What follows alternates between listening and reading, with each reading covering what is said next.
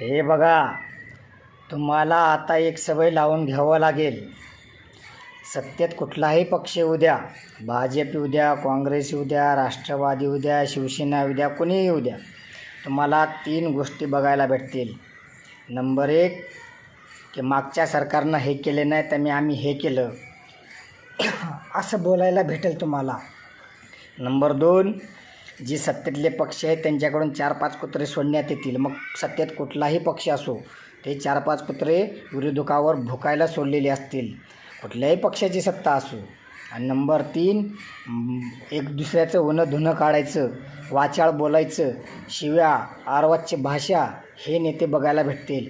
आणि विकासाच्या नावानं तुम्हाला बंबोरा भेटणार, काही भेटणार नाही. ज्याला टक्केवारी भेटायची त्याला भेटतच राहणार. आणि टक्केवारीवाली माणसं सत्तेत कोण आहेत ते महत्त्वाचं नाही, आपल्याला कसं काम भेटेल आणि टक्केवारी भेटेल एवढंच महत्त्वाचं आहे. कळलं का तुम्हाला?